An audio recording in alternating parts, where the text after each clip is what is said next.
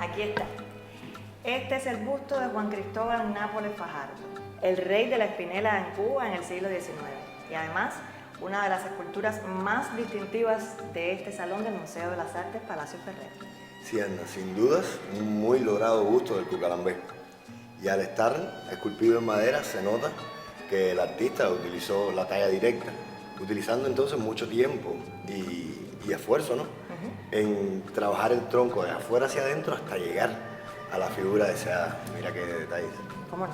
Tú sabes, una de las cosas más interesantes de este encuentro, además de atribuir esta talla a las manos y las gubias de Carlos Manuel Hera Barceló, un cienfueguero que nació con el siglo XX y que se destacó durante su niñez por unas pequeñas piezas en madera.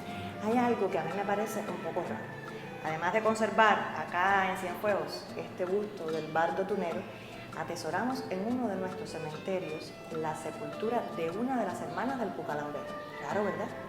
Muy raro. Entonces, ganemos en tiempo y vámonos ya detrás de las huellas de estos dos hermanos Nápoles Fajardo aquí, en la ciudad de Cienfuegos. Dos Nápoles Fajardo en Cienfuegos. La casta de los Nápoles Fajardo nació en El Cornito, ingenio azucarero que don Manuel Agustín Nápoles regentaba en las afueras de Las Tunas. Sus 8 hijos, 5 hembras y 3 varones, gustaban de las rimas, tal vez fruto de las enseñanzas de su abuelo materno, quien además fue párroco de la ciudad.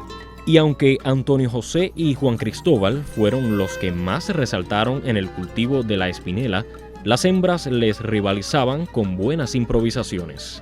Juan Cristóbal Nápoles Fajardo del Cucalambé nació en Victoria, Las Tunas en el año 1829 y desapareció misteriosamente en el año 1862. Muchos investigadores han tratado de llegar a la verdad de su desaparición, pero ni el indio Naborí, en su investigación, ni Carlos Tamayo, fue durante muchos años presidente de la unidad de Victoria Las Tunas, y mi más acucioso investigador, han llegado a la conclusión. O sea que se ha quedado en el mundo de las especulaciones. El Cucalambé es sin duda de ninguna índole el poeta más bucólico de Cuba. La descripción que él hace de los campos cubanos es inigualable. Nadie, ningún poeta cubano, después del Cucalambé, ha logrado hacer las descripciones que él hacía de la fruta, de la flora, de la fauna. Es increíble las descripciones que hace, pero además descripciones desde el punto de vista técnico de una perfección tremenda. A la orilla de un palmar que baña el fértil Cornito, a la sombra de un caimito tengo mi rústico hogar. Esbelto como un pilar, domina montes y llanos, el viento arrulla los guanos de su bien hecha cobija, y esta habitación es hija de mi ingenio y de mis manos. Aquí al lado de mi esposa, junto a mi madre adorada, recuerdo la edad pasada de mi patria esplendorosa.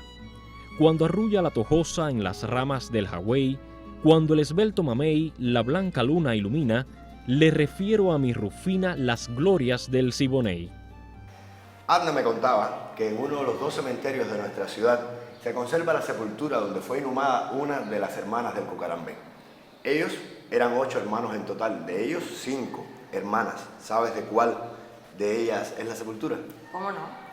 La lápida funeraria refiere que el enterramiento ocurrió el 24 de julio de 1888 y fue Antonia Nápoles Fajardo. Por cierto, muchos años después de la desaparición de Juan Cristóbal. Justamente Antonia era una de las 5 hembras de este matrimonio Nápoles Fajardo. Y además de los 8 hermanos carnales, se cuenta que don Manuel procreó otros hijos producto del concubinato con las esclavas de su dotación en el ingenio.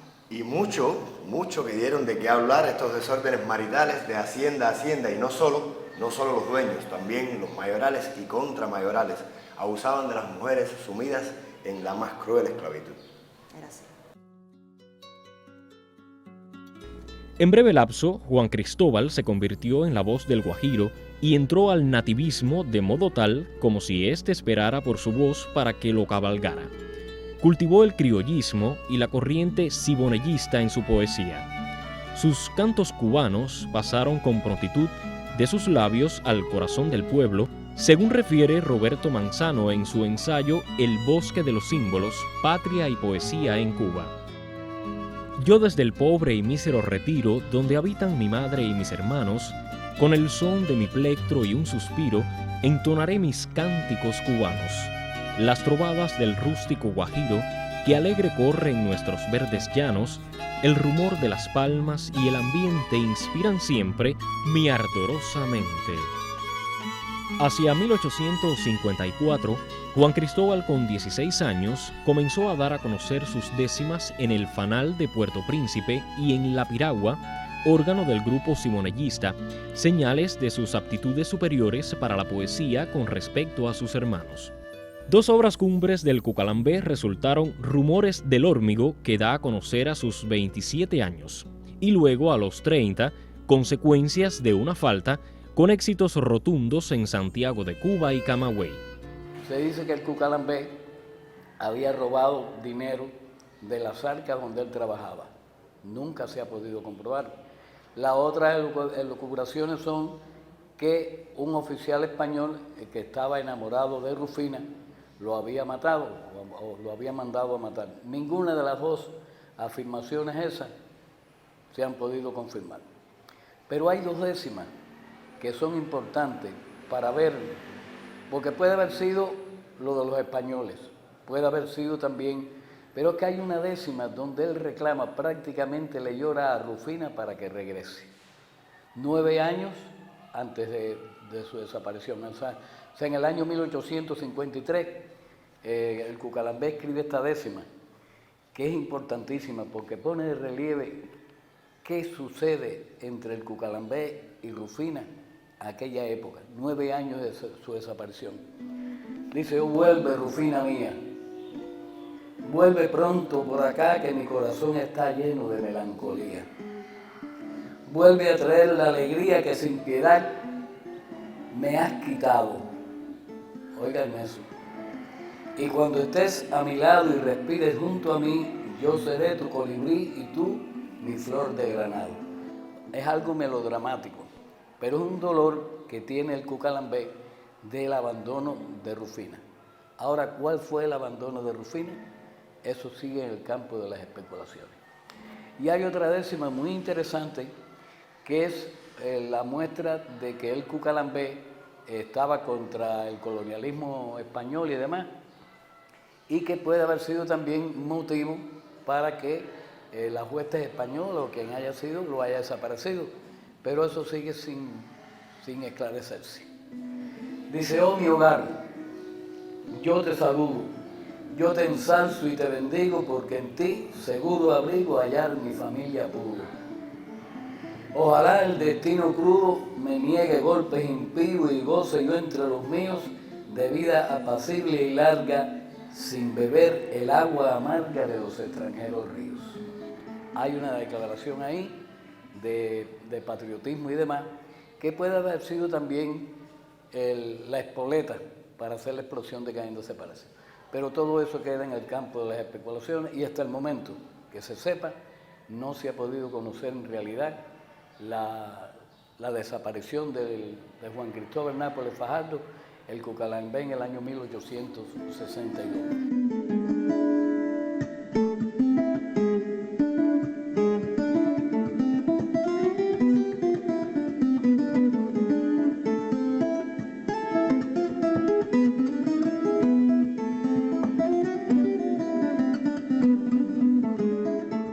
La versión más extendida de la desaparición del Cucalambé data de cuando él tenía solo 30 años.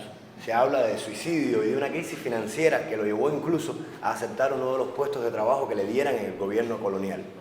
Solo una pequeña colección de su poesía inédita se logró compilar póstumamente en 1876, pero no fue hasta 1974 que se logró editar su poesía completa. Hay una sección del Cucalambé que maneja como Rumores del Órmigo, que se maneja el Cucalambé como una frase tomada de los indios y demás. Pero es muy interesante también esa.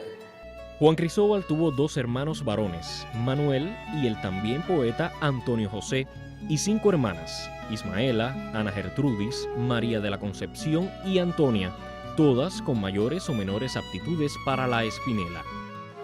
Según acta de defunción hallada en el libro 16 del año 1888, asentada al folio 554 con el número 1340 del archivo de la Iglesia Catedral Purísima Concepción, doña Antonia Nápoles Fajardo, natural de Victoria de las Tunas, profesión su casa y vecina entonces de la ciudad de Cienfuegos, falleció en su domicilio el domingo 23 de julio a las 10 de la mañana, según certifica el presbítero Clemente Pereira y Casine, cura interino de esta iglesia, quien añade que la difunta no recibió los santos sacramentos por no haber asistido a la iglesia. El busto en madera del Cucalambé salió de la lucidez y hábiles gubias de Carlos Manuel Hera Barceló, nacido en Cienfuegos en 1900, quien por breve lapso recibió clases de pintura y modelado del eminente artista asturiano Adolfo Meana y pudo matricularse solo 3 años en la Academia San Alejandro. Mas, como desde niño, Hera Barceló labraba en recortes de brasilete o espina de bayúa pequeñas figurillas. A partir de 1928, comenzó a concurrir a los salones anuales del Círculo de Bellas Artes.